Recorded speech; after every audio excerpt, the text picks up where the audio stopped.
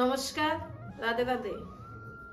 যারা যারা আমাদের সম্মুখে রয়েছেন আর যারা আমাদের সেই জ্ঞান কিমতি চ্যানেল রোজ দেখছেন, তাদের সবাইকে আমাদের ঈশ্বরীয় পরিবার তরফ থেকে অনেক অনেক শুভেচ্ছা, অনেক অনেক ধন্যবাদ, নমস্কার। চলেন আজ আমরা আবার সেই শ্রীমদ্ ভাগবত গীতা, রামায়ণ, মহাভারত, সেই শাস্ত্রের যে সার, সেই সারগুলি আমরা জীবনে একটু ধারণ করি। বলেছে যে সার যদি আমরা না খুঁজে পাই তাহলে আমরা বিস্তারে গিয়েও আমাদের জীবনে কোনো লাভ হবে না। আমরা সেই সারটা না জানার কারণে এখন আমরা কি করছি, ভটকাচ্ছি, মানে কি আমাদের মতিভ্রষ্ট হচ্ছে। তো মতিভ্রষ্ট হওয়ার একমাত্র কারণ হলো যে আমরা যেন আমাদের বুদ্ধিটাকে স্থির বানাই। তো সে বুদ্ধিকে স্থির বানাতে গেলে আমাদেরকে সার তো আমাদের জানতে হবে। এখন ধরেন 1 লিটার দুধের মধ্যে যদি আমি 10 লিটার জল দিয়ে দিই, তাহলে সেই 10 লিটার জলের মধ্যে দুধটাকে খুঁজে পাওয়া যাবে? যাবে না। কিন্তু সেই যদি আমি 10 লিটার দুধের মধ্যে 1 লিটার জল দিই, তাহলে দুধটাকে খুঁজে পাওয়া যাবে। তো তেমনি আমরা এখন সেই মানে সেই শাস্ত্রের মধ্যে যে সেই সত্যটা কিভাবে লুকিয়ে আছে সেটাকে আমরা কিভাবে জানবো? সেটাকে জানতে গেলে আমাদের সেই আধ্যাত্মিকতা ভাবে সে জ্ঞানকে কি করতে হবে? মনন চিন্তন মন্থন করতে হবে। তো বলেছে না, যেমন শ্রীকৃষ্ণ অর্জুনকে কি বলেছিল যে হে অর্জুন, তুমি যেটাই করবে পুরা সমর্পণ হয়ে করবে, আধা আধা হয়ে যদি করো কোনো লাভ হবে না। তাহলে তখন সমর্পণ হতে গেলে আমাদের কার মতন হতে হবে? যেমন বলেছে যদি প্রেম করতে হয় মীরার মতন করো। মীরা যেমন কিভাবে প্রেম করেছিল, মীরাকে সবাই অনেক মন্দ গালি গলাজ কত কিছুই বলেছে, কিন্তু মীরা এক গিরিধর দুসরা না করি। গিরিধরের সাথে তার প্রেম যে লাগিয়েছে, সেই প্রেম সেই হৃদয় আর অন্য কারোকে দেয়নি সে। এমনকি সেই মীরা সেই স্বামী তাকে পর্যন্ত দেয়নি। কাকে দিয়েছিল? সেই প্রেম একমাত্র সেই শ্রীকৃষ্ণকে করেছিল। তাহলে দেখেন তো আমাদের সেই প্রেম আমরা কাকে কাকে করছি। আমরা সকাল থেকে রাত পর্যন্ত আমরা সবাইকে শুধু প্রেম করতেই থাকি। আমাদের এই কারণে আমাদের মনের মধ্যে কি আসে? চঞ্চলতা আসে, আমাদের মন স্থির নাই। তো সে কারণে প্রেম একমাত্র সেই মীরার মতন সেই ভগবানকে আমরা প্রেম করতে হবে, বিশ্বাস রাখতে হবে। ভগবানের প্রতি বিশ্বাস না রাখলে প্রেম হবে না। বলেছে না, নিশ্চয় বুদ্ধি বিজয়ন্তী আর সংশয় বুদ্ধি বিনাশন্তী। কিন্তু দেখেন তাদের মনে কোনো সংশয়ই ছিল না। তাদের মনে ভিতরে শুধু উমঙ্গ ছিল, খুশি ছিল। কারণ সে যার সাথে প্রেম লাগিয়েছে, বিশ্বাস করে ফেলেছে যে যার সাথে একবার লাগিয়েছি প্রেম, মৃত্যু পর্যন্ত সে প্রেম আমি আর ছাড়বো না। তাহলে আমাদের কার মতো প্রেম করতে হবে? মীরার মতো। তো বলেছে দেখো, ভক্ত যদি হতে হয় কার মতো হতে হবে? হনুমানের মতন। বলেছে না যে হনুমান কেমন ভক্ত দেখো। সেই হনুমান এমনই ভক্ত ছিল, সেই হনুমানের নাম দিয়েছিল মহাবীর। তো বলেছিল মহাবীর কেন পড়েছিল? বলেছে যে তোমার যে মহাবীরতা, সেই মহাবীরত্ব থাকতে গেলে তোমার মধ্যে 5টি নিশানি থাকতে হবে। তো বলেছে বিদ্যাবীর মানে সর্বপ্রথম বিদ্যা মানে কি? জ্ঞান। জ্ঞান না থাকলে আমাদের মধ্যে আর বাকিগুলি আসবে না। তো বলেছে সর্বপ্রথম আমাদের মধ্যে রাখতে হবে বিদ্যাবীর, ধরমবীর, করমবীর, দানবীর, বলবীর। তাহলে এই 5টা লক্ষণ কার ভিতরে ছিল? স্বয়ং প্রভু শ্রী রামের মধ্যে। আর সেই প্রভু রামের ভক্ত কে ছিল? সেই রামকে বশীভূত করে কে রেখেছিল? মানে কি বশ করে কে রেখেছিল? হনুমান। কারণ সেই হনুমানের এমনই ক্ষমতা, সে হনুমানকে একবার সেই মা সীতা কি করেছিল? একবার হনুমানকে মা সীতা একটা হীরার হার দিয়েছিল। তো তখন আর হনুমানের সঙ্গী সাথীরা যারা ছিল, যেমন যারা দাস দাসী ছিল, তাদেরও অনেক হীরা জহরত দিয়ে সবাইকে সন্তুষ্টি করেছিল। কিন্তু হনুমান কি করলো? সে হীরার হারটা নিয়ে একটু একটু করে মতি খুলতে লাগলো। আর খুলে খুলে কি করছে? এগুলিকে দাঁত দিয়ে চাবাচ্ছে, আর চাবিয়ে চাবিয়ে সবগুলিকে মাটিতে ছুঁড়ে ফেলছে। তখন সীতা মা কি করলো? রেগে গিয়ে বলল যে হে হনুমান, তুমি কি করছো? এত কিমতি এত দামি সে হীরার হারটাকে তুমি একটা একটা করে খুলে ফেলে দিচ্ছ। তখন বলেছে যে মা, আমি দেখছি সেই হনুমান তার চোখের মধ্যে জল নিয়ে বলছে যে আমি দেখছি যে সেই যে হীরার মতির মাঝখানে মানে সেটির ভিতরে আমার সেই প্রভু শ্রীরাম আমার সেই সীতা মা আছে কিনা, দেখি কি না সেইগুলির মধ্যে আমার সেই প্রভু রাম আর সীতা মা নাই, তাহলে সেই পাথরগুলি আমার জন্য কোনো দরকার নেই। তো তখন বাকি সদস্যরা বলল যে আচ্ছা যদি তার মধ্যে সেই ভগবান রাম না থাকে তাহলে রাম কোথায় আছে? তখন সে হনুমান বলল রাম কোথায় আছে দেখো আমার হৃদয়ের ভিতরে আছে। তখন সে বুকটা চিরে দেখালো, তখন সে সীতা মা সহ সবাই সেই রামকে তার বুকের মধ্যে দর্শন করলো। তো দেখেছেন সেই যে ভক্ত কিরকম ভক্ত হতে হবে, তাহলে সে হনুমানের মতো ভক্ত আমাদেরকেও হতে হবে। মানে কি আমাদের সেই ভক্তি ব্যবহার বস্তুর মধ্যে আমরা ফেসে আছি, তারপর আমরা বলছি আমরা ভক্ত, তাহলে আমরা কিরকম ভক্ত হলাম? তাহলে ভক্ত হতে গেলে আমাদের সেই হনুমানের মতন ভক্ত হতে হবে। তারপর বলেছে যে প্রতীক্ষা মানে কি অপেক্ষা, অপেক্ষা যদি করতে হয় সবরীর মতন করো। সবরী কি করেছিল? সবরী সেই রামের জন্য যে অপেক্ষা করেছিল সে উমঙ্গ উৎসাহ সহিত সে রামের জন্য ফুল চড়িয়ে সে রাস্তাকে কত সুন্দর করে রাখতো যে আমার সেই প্রভু শ্রীরাম সেই রাস্তা দিয়ে আমার কুটিরে আসবে। কিন্তু সে আসেনি, কিন্তু তারপরও তার মন ভাঙেনি, তার মনের ভিতরে আরো বেশি উমঙ্গ উৎসাহ নিয়ে সে পরের দিন আবার সে নতুন করে ফুল বিছিয়ে আবার সে অপেক্ষা করতে থাকলো। এমন করে সে অপেক্ষা করতে করতে 80 বছর পর সেই রাম সেই শ্রীরাম তার সেই সবরীর দরজায় আসে। তখন সবরী কি বললো, जरा ठहरो राम तमन्ना यही है जी भर के अभी हमको तुम आपको देखा नहीं है। রামকে কি বললেন যে আমি সেই রাম প্রভু শ্রীরাম আপনার জন্য আমি অপেক্ষা করছি, কারণ আমার গুরুদেব বলে গেছে যে সবরী তোমাকে চারিদিকের সাথে ঘুরতে হবে না, তুমি শুধু রামের জন্য তুমি কুটিরের মধ্যে বসে অপেক্ষা করো। তো দেখেন সেই গুরুদেবের কথা শুনে সে অপেক্ষা করেছিল, আর সে অপেক্ষার ফলে সে ভগবান শ্রীরাম ওনাকে নিতে এসেছিল। তাহলে দেখেন সে আমাদের অপেক্ষা আমরা কি করি, ধৈর্যহারা হয়ে যাই। আমরা মন্দিরে গিয়েও আমাদের ধৈর্যহারা হয়ে যায়, যে কোনো আমরা ভগবানের নাম নিতে গেলে আমরা ধৈর্যহারা হয়ে যাই। আমরা বলি কি যে ভগবান আমার উপরে চমৎকার কেন করছে না, আমি তো এত পূজা অর্চনা করছি, ভগবান আমার উপরে কেন দৃষ্টি রাখছে না, কেন আমার মনের আশাগুলি পূর্ণ হচ্ছে না, কেন আমাদের কামনাগুলি পূর্ণ হচ্ছে না। তাহলে দেখেন আমরা সেই কিরকম আমরা ভক্ত হলাম, সে আমাদের অপেক্ষা পর্যন্ত আমরা করতে পারি না। তো সেই কারণে বলেছিল যে যদি অপেক্ষা করতে হয় সবরীর মতো করো, কিন্তু আমরা ধৈর্যহারা হয়ে যাই। তো সেই কারণে আমাদের দুর্গতি আমরা নিজেই নিয়ে আসি। তারপর বলেছিল যে যদি শিষ্য হতে হয় কার মতো হবে, অর্জুনের মতো।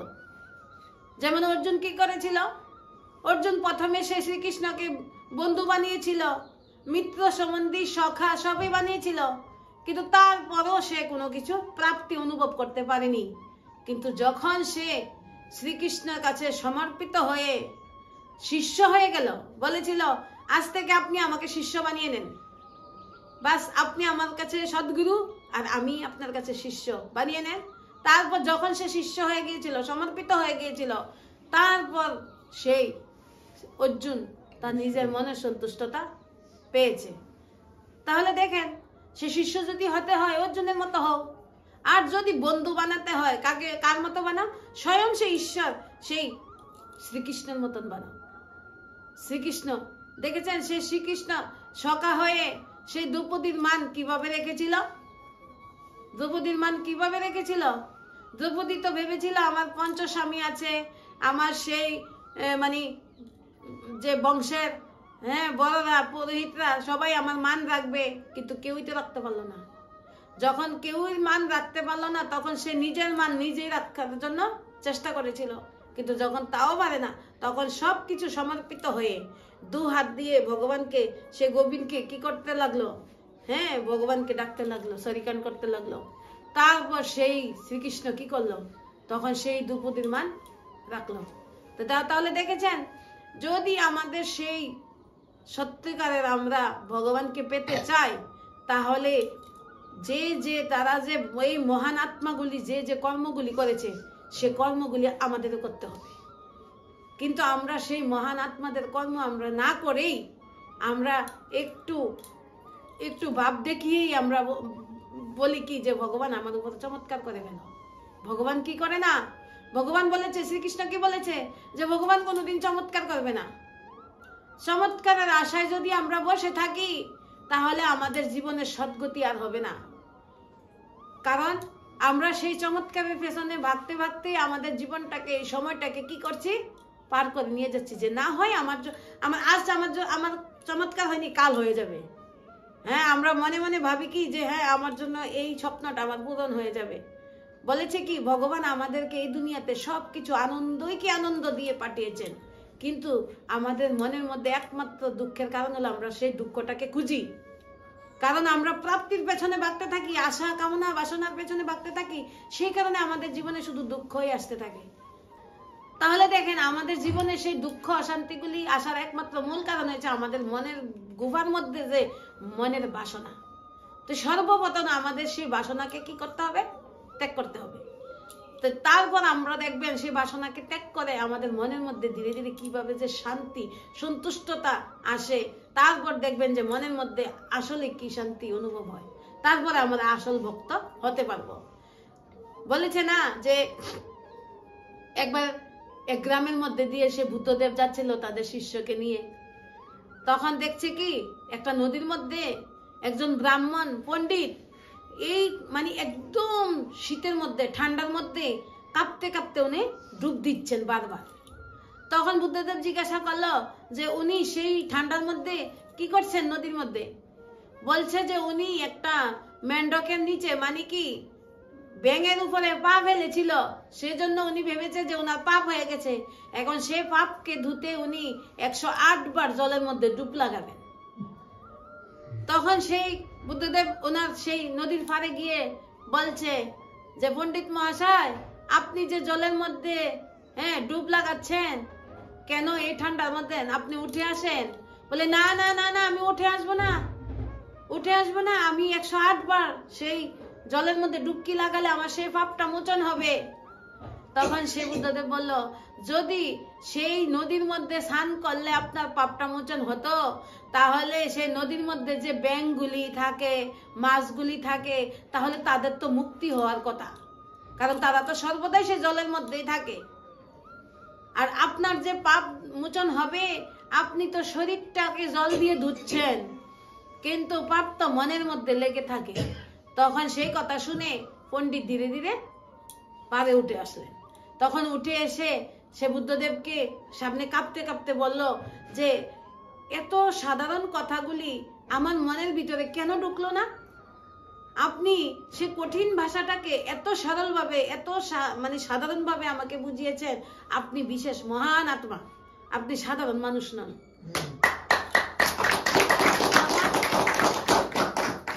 তখন বুদ্ধদেব কি করলো? সে বুদ্ধদেবের মানে থলির মধ্যে একটা তাদের গেরুয়া বস্ত্র ছিল, সেই বস্ত্রটা দিয়ে ওনার শরীরটা ঢেকে দিল। তখন ওনার মানে ঠান্ডা থেকে একটু বাঁচলেন। তখন তিনি বললেন যে এখন আমার সেই পাপ মোচন করতে হলে আমাকে কি করতে হবে? তো বলেছে যে পাপ মোচন করতে গেলে তোমাকে একমাত্র তোমার সেই মনকে বিবেকশালী তোমার বিবেকটাকে জাগ্রত করতে হবে। বিবেক যতক্ষণ তোমার জাগ্রত না হবে ততক্ষণ তোমার পাপ তুমি মোচন করতে পারবে না, তুমি যতই গঙ্গার মধ্যে ডুবো। তো তখন সেই গুরুদেব বলল, চলেন আমার সেই আশ্রমে নিয়ে যাব, আমাদের শিষ্যকে আপনি একটু শুনান।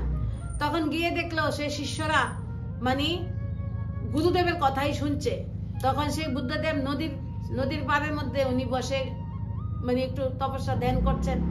তখন গুরুদেব খুঁজছে যে আমার সেই গুরুদেব কোথায় গেল, আমার প্রভু কোথায় গেল।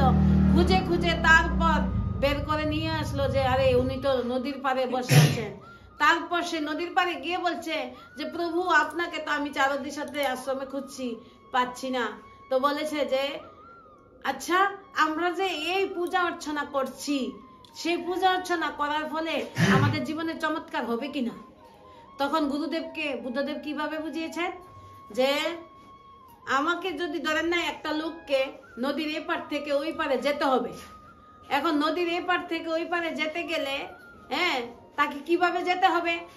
তো বলেছে তাকে যদি জল কম থাকে তাহলে পায়ে হেঁটেই চলে যাবে, আর যদি একটু জল বেশি থাকে তাহলে সাঁতরিয়ে চলে যাবে, সাঁতার কেটে চলে যাবে, আর যদি জল আরো বেশি থাকে তাহলে নৌকা দিয়ে ওই পারে যেতে পারবে। তো তখন বুদ্ধদেব বলল, আচ্ছা সে আপনি যে পণ্ডিত, আপনার সে মন্ত্র বলেন, মন্ত্র দিয়ে নদীর ওই পারকে এই পারে আনতে পারবেন? পূজা অর্চনা করে নদীর ওই পারকে এই পারে আনতে পারবেন? তখন বলেছে যে না, সেটা সম্ভব না, সেটা কিভাবে হবে, নদীর ওই পারে এই পারে কিভাবে আসবে? তো তখন সে বুদ্ধদেব বলেছিল, তাহলে যত এই পারে বসে বসে আপনি যত পূজা অর্চনা করেন, যত ধ্যান তপস্যা করেন, যত যাই করেন, নদীর ওই পার কিন্তু এই পারে কোনোদিনও আসবে না, আপনাকে ওইখানে কষ্ট করে যেতে হবে। তেমনি আমাদেরকেও এইখানে থেকে আমরা যতই ভগবানের পূজা অর্চনা করছি, ভক্ত সাজছি, পণ্ডিত সাজছি, যাই করছি, কিন্তু আমরা এখানে বসে বসে সবকিছু করার পরে আমাদের জীবনে কোনোদিন চমৎকার হবে না। কারণ আমাদের এই দুনিয়া থেকে ওই দুনিয়াতে যেতে গেলে আমাদের বিবেককে বিবেকশালী বানাতে হবে। তাহলে দেখেন সে বুদ্ধদেব কত সুন্দর একটা আমাদের উদাহরণ দিয়ে গেছেন। কারণ উনি যে উদাহরণগুলি দিয়েছেন, ওনার যে কর্ম কথাগুলি, তো সেই কারণে তো ওনার মতন মহান আত্মা আজও এই দুনিয়ার মধ্যে জন্ম হয়নি। কারণ কেন? উনি কেমন ছিলেন? বিবেকশালী। আর উনার কাছে যেই যেত সে তারও বিবেক খুলে যেত। তাহলে দেখেন আমাদের বিবেক না খুলে, আমাদের মন বুদ্ধিকে আমরা স্থির না করে আমরা কি করছি? বাস চমৎকার হয়ে যাবে। পূজা যদি করি, আমার মানুষই দিয়ে পূজা করি, একটা পাঠা বলি দেব, ভগবান তোমার কাছে পাঠা একটা বলি দেব, আমার মনের ইচ্ছাটা পূর্ণ করে দাও, আমার সন্তানকে ভালো রাখো, আমার সন্তানকে একটা চাকরি দিয়ে দাও, আমাকে একটা ঘর দিয়ে দাও, একটা গাড়ি দিয়ে দাও। আমরা শুধু একটার পর একটা কামনা বাসনা মন থেকে ভগবানের কাছে চাইতেই থাকি। আর মানে আমার সেই মনের বাসনার কারণে আমরা একটা নির্জীব, একটা বুবা, একটা প্রাণীকে আমরা হত্যা করছি। তাহলে একবার ভাবেন যে কোনো মার সন্তান, যদি মা কোনোদিন রক্ত পছন্দ করে, কোনো মা তার সন্তানকে কেটে খেতে পারবে?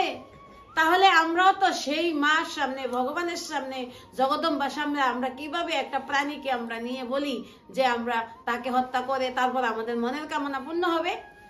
যদি আমাদের মনের কামনা পূর্ণ করার এত ইচ্ছা, তাহলে আমাদের সেই সন্তান ঘরে আছে, সেই সন্তানকে মার কাছে বলি দিয়ে দেই, নয়তো আমার একটা হাতকে আমি কেটে বলি দিয়ে দেই, নয়তো আমার একটা আঙুল কেটে আমি একটা বলি দিয়ে দেই। আমরা যেমন দেখেন, আমরা একটু সাধারণ কেটে গেলে আমরা কত মানে যন্ত্রণা, মানে কষ্ট অনুভব করি। আমাদের যদি একটু শরীরটা খারাপ হয়, আমরা দৌড়ে ডাক্তার কাছে চলে যাই যে আমি জানি মৃত্যু নিয়ে আমার হয়ে যায়। মৃত্যু থেকে আমরা এমন ভাবে ভয় পাই, মৃত্যুকে দেখলে আমরা ভয় করে। কিন্তু ভাবেন যে আমরা মনুষ্য হয়ে মৃত্যুকে আমরা যেভাবে ভয় করি, সে একটা প্রাণী হয়ে, সে পশু পাখিও তো তারা মৃত্যুর সময় সেইভাবেই কষ্ট, সেইভাবেই ভয় পায়। তাহলে দেখেন তাদেরকে ভয় পাইয়ে আমরা যে হত্যা করে আমরা সেই ভগবানের নাম দিচ্ছি, তাহলে সেই ভগবানের নামে কি সেটা ঠিক হচ্ছে? কোন শাস্ত্রে তো সেরকম বলেনি। শাস্ত্রতে কি বলেছে? যে ছাক্য বলিহার করো। ছাগ মানে কি? আমাদের বিষয় রিপুগুলি। বিষয় রিপু মানে কি? আমাদের যে শরীরের কামনা বাসনাগুলি, আমাদের কাম, ক্রোধ, লোভ, মোহ, এই অহংকার, সেগুলিকে কি করতে বলেছে? সেগুলিকে বলিহার করতে বলেছে। মানে কি? আমাদের ভিতরে সেইগুলিকে, খারাপ গুলিকে, বিষয় রিপুগুলিকে, ছাগকে বলিহার করো, মেয়েপনকে বলিহার করো, মেয়েকে বলিহার করো। মেয়ে মানে কি? সে কারণে ছাগল সে মেয়ে বলে, সে ছাগল মেয়ে বলে, সেজন্য ওকে নিয়ে কি করছে? বলি দিচ্ছে। তো দেখেন সে বলি দেওয়ার কারণে জগতের কি কল্যাণ হচ্ছে না দুর্গতি হচ্ছে? পশু পাখি হত্যা করে প্রকৃতি কি ধ্বংস হচ্ছে না প্রকৃতি সুধার হচ্ছে? আজ থেকে 100 বছর আগে প্রকৃতি কি ভালো ছিল না এখন ভালো আছে? তাহলে এই প্রকৃতি ধ্বংস কে করছে? আমরাই করছি।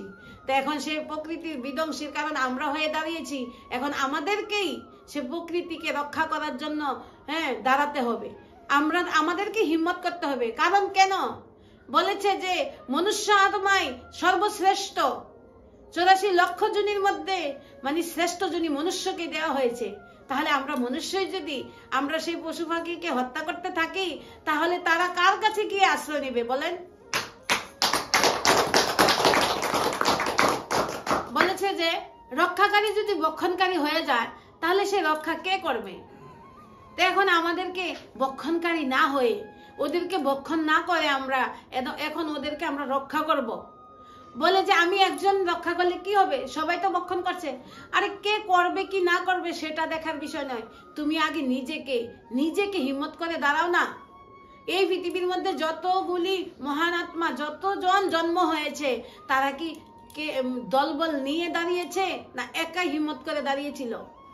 তো এখন বলেছে যে সত্য পথে চলতে গেলে তোমাকে তো একাই হিম্মত করে দাঁড়াতে হবে।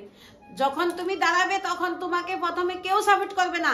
সত্য পথে চলতে গেলে তোমাকে সবাই বিরোধ করবে, কিন্তু যখন তুমি হিম্মত না হেরে তুমি যখন সেটার মধ্যে মানে একদম একান্ত ভাবে তুমি লেগে থাকবে, তখন দেখবে যে তোমার জিত একদিন হয়ে গেছে।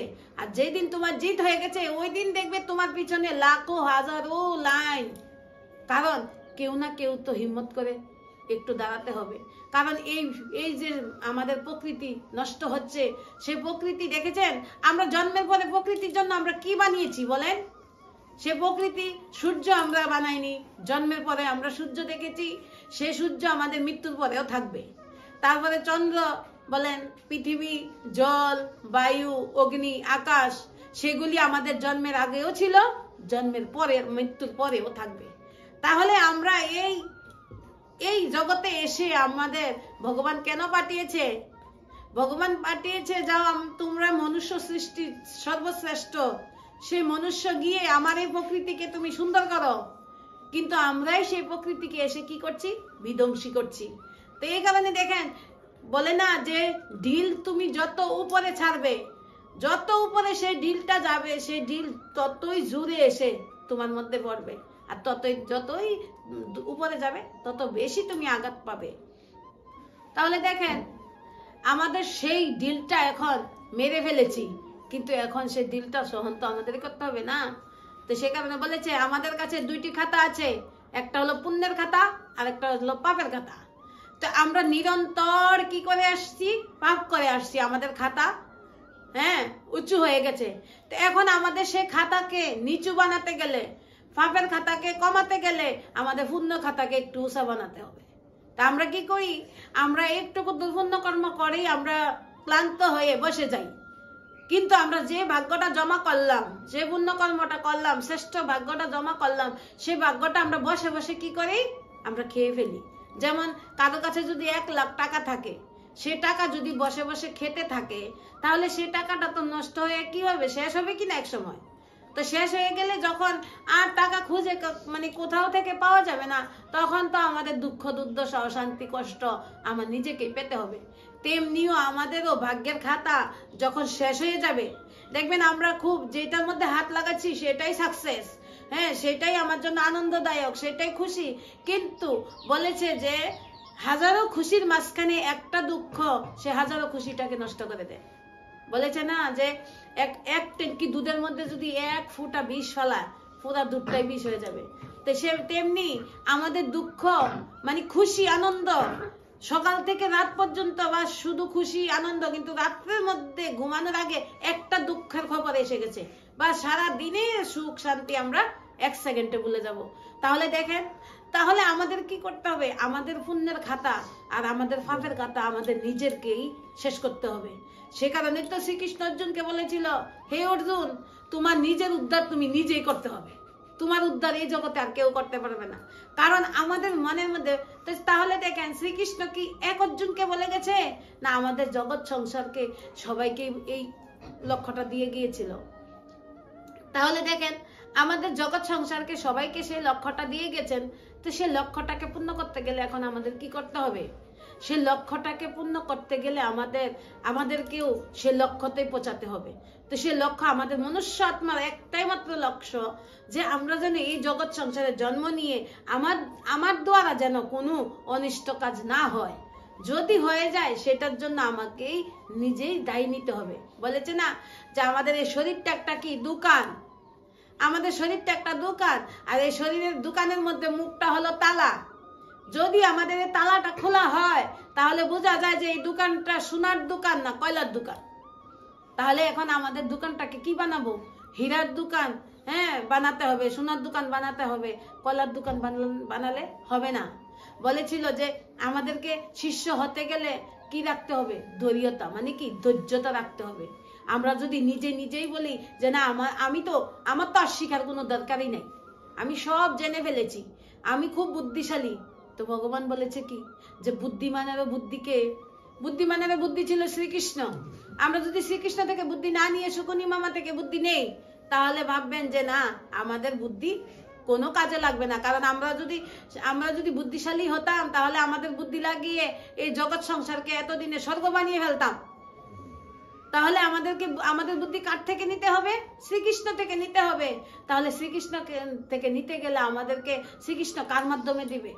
তো সে কারণে বলেছে যে সদ্গুরুর মাধ্যমে উনি কি করবেন? এই জগৎ সংসারকে ধীরে ধীরে, ভগবান তো হাওয়া দিয়ে উড়ে এসে কাউকে উদ্ধার করতে পারবেন না, এই দুনিয়াকে তিনি তৈরি করতে পারবেন না। তো সে কারণে আমাদের মনের ভিতরে কি চলে সে মনের কথা আমরা যারটা সে নিজেই জানি। তো এখন আমাদের মনের ভিতরে সেই গুহা থেকে আমাদের সে দুষ্কর্মকে মানে বেরিয়ে আনতে গেলে আমাদের একমাত্র শরণাগত হতে হবে সৎসঙ্গে। যদি আমরা শরণাগত না নেই তাহলে আমাদের জীবনে আমরা এইভাবে ঘুরে কোনোদিনও আমরা কোনো কিছু করতে পারবো না।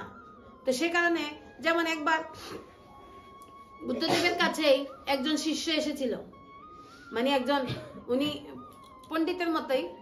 তো উনি এসে বলেছে যে বুদ্ধদেব আমি জানেননি অনেক কিছু জানি, আমার অনেক শিষ্য আছে, আমি এখন অনেক কিছু জানি, কিন্তু তারপর আপনা থেকে কিছু জানতে এসেছি যেন আমি আপনার মতো হতে পারি। তাহলে আমাকে আপনি শিষ্য বানান, আমি আপনার থেকে কিছু জানি। তো তখন বুদ্ধদেব বলল এক কাজ করো, তুমি 10 দিন পরে আসবে, 10 দিন পরে আসলে তোমাকে শিষ্য বানাবো। তারপর উনি কি করলেন? 10 দিন পরে আবার সে 10 দিন পরে আসলেন। 10 দিন পরে আসার পর উনাকে বলল তুমি আবার সে 10 দিন পরে আসো। তো এরকম করে বারবারই উনি আসছেন আর বারবারই বলছে 10 দিন পরে আসবে, 10 দিন পরে আসবে। তখন একদিন বলল যে আচ্ছা আপনি কি আমাকে শিষ্য বানাবেন না? আপনি আসার পরে আপনি বারবার আমাকে ঘুরিয়ে দিচ্ছেন, কি হয়েছে আপনার সমস্যাটা? আমাকে কি শিষ্য বানাবেন না? তাহলে তখন বুদ্ধদেব বলছে আচ্ছা ঠিক আছে তাহলে আসো, বসো, এক কাজ করো, 1 গ্লাস জল নিয়ে আসো। তখন কাঁচের গ্লাস দিয়ে 1 গ্লাস জল নিয়ে এসেছিল। তখন বলেছে আরেক গ্লাস জল নিয়ে আসো। তো উনি কি করলেন? আরেকবার গিয়ে আরেক গ্লাস জল নিয়ে আসলো। তখন বলল যে 2 গ্লাস তো ভর্তি, এক কাজ করো 1 গ্লাসের জল আরেক গ্লাসে ঢালো। তখন ওই যে শিষ্য বলল আরে 2 গ্লাসে তো জলে ভর্তি, তাহলে আমি জল ঢাললে তো জল পরে যাবে, তাহলে আমি ঢালবো কি করে? একটা গ্লাসকে তো প্রথমে খালি করতে হবে, তারপর তো সেই জলটা থাকবে। তো তখনই বলছে যে একটা গ্লাসের মধ্যে আগে থেকেই যদি জলে ভর্তি থাকে তাহলে তুমি সেটার মধ্যে জল দিলেও কোনো লাভ হবে না, সেটা পরে যাবে।